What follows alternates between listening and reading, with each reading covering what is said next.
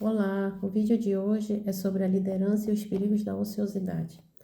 Eu sei que no mundo de hoje, em que as pessoas têm dificuldade de parar, de descansar, parece que falar sobre o ócio é promover um ativismo e promover essa aceleração. Mas na verdade a gente precisa diferenciar o que é o ócio criativo e a ociosidade. O ócio é aquele momento de descanso. Você trabalha, você tem muitas atividades e nós precisamos repor nossas energias físicas, mentais e emocionais. O ócio criativo é aquele ócio intencional, onde eu pratico atividades que gerem criatividade ou me façam alcançar um determinado objetivo. Já a ociosidade, o dicionário, ele define como sendo uma falta de disposição, pressa ou empenho, preguiça, indolência e moleza. Bem, e por que nós vamos tomar o exemplo de Davi? A Bíblia é maravilhosa, o Senhor é maravilhoso na sua revelação dele para nós, porque ela não esconde, ele não esconde os pecados, os erros e as falhas de grandes homens de Deus. Porque a Bíblia é a revelação dele, como o Senhor tratou com cada uma dessas pessoas. E assim como nós falamos de Moisés no outro vídeo, ninguém duvida da integridade de Davi, porque ele era um homem segundo o coração de Deus, do amor e da dedicação e do zelo que ele tinha com as coisas do Senhor. Mas nós também sabemos que ele caiu e o pecado dele trouxe grandes consequências para a sua vida pessoal e para a nação.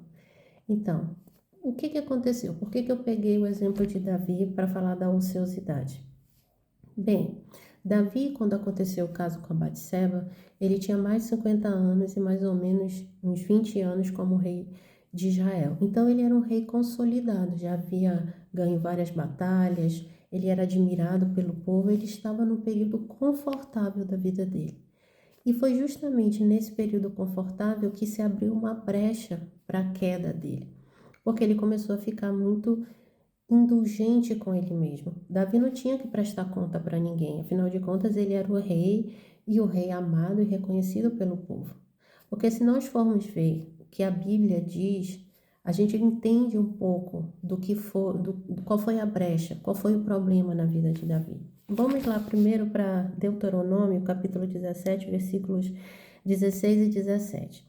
O Senhor ele tinha dado recomendações no caso do povo escolher um rei. E uma das recomendações era o seguinte: porém, este, o rei, não multiplicará para si cavalos, nem fará voltar o povo ao Egito para multiplicar cavalos. Pois o Senhor vos disse: nunca mais voltareis por este caminho. Versículo 17.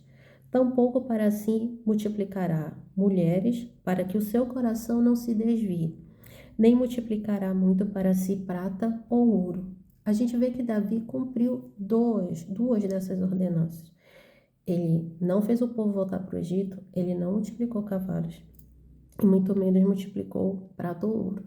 Mas, na questão das mulheres, não foi bem assim.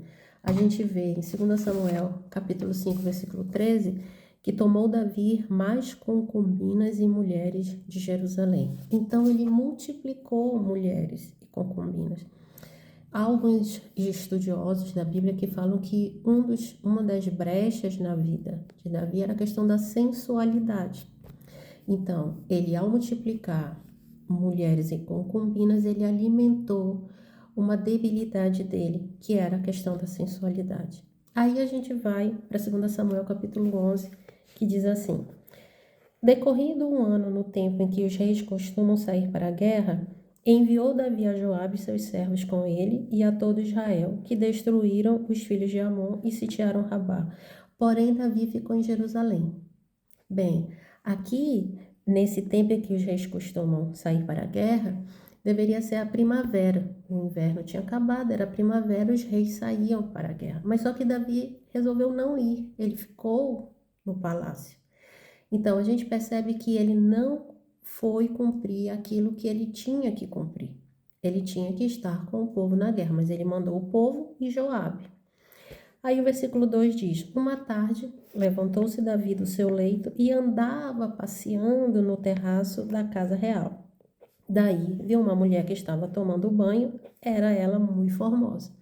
Então, olha só, Ele estava sem fazer nada. Ele numa tarde, depois do almoço, dormiu, acordou, não tinha nada para fazer, não tinha nada para pensar, porque ele deveria estar ocupado com a guerra, mas ele ficou no palácio.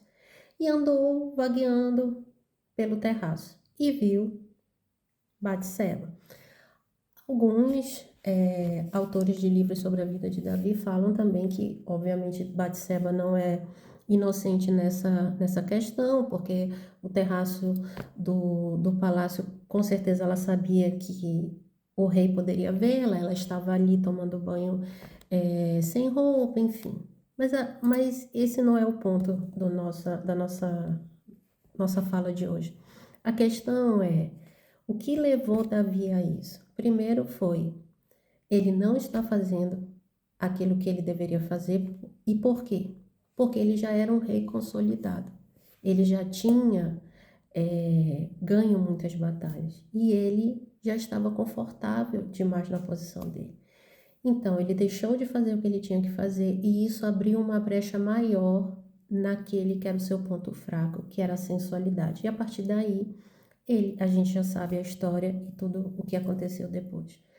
Nós não somos melhores do que Davi. Eu não estou aqui numa postura de estar criticando, porque afinal de contas, os nossos pecados não estão expostos em nenhum livro para que as pessoas leiam e comentem sobre eles, mas a Bíblia coloca esses eventos como um alerta. Se Davi, que era um homem segundo o coração de Deus, pecou e pecou dessa forma tão grave, nós, como líderes da igreja, devemos também estar atentos a isso.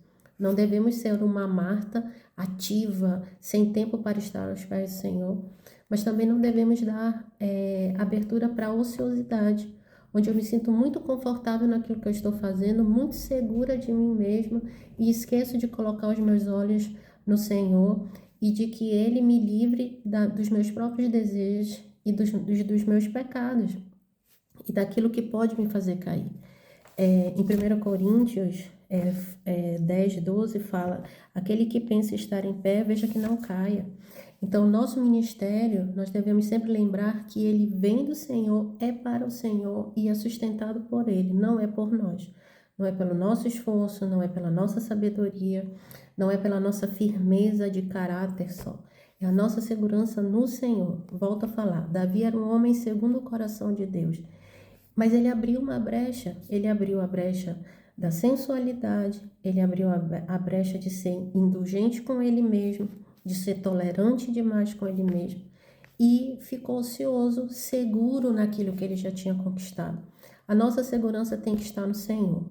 Nós não devemos estar trabalhando em excesso, porque isso também nos distancia dele, mas também não devemos estar cômodos demais, achando que tudo aquilo que nós fizemos já é suficiente e que isso sozinho fará com que nós sigamos fiéis ao Senhor. A nossa fidelidade, a nossa santidade, a nossa comunhão, a nossa integridade, tudo vem dele, porque é para ele. Então eu espero que essa palavra nos anime e nos leve sempre a pensar que nós estamos em pé porque o Senhor nos sustenta. É Ele que é a nossa força. Não é o quanto o ministério está caminhando, não é o quão próspero nós estamos indo em nenhum caminho da nossa vida. É Ele. E não podemos desviar a nossa atenção, o nosso olhar e a nossa dedicação ao Senhor.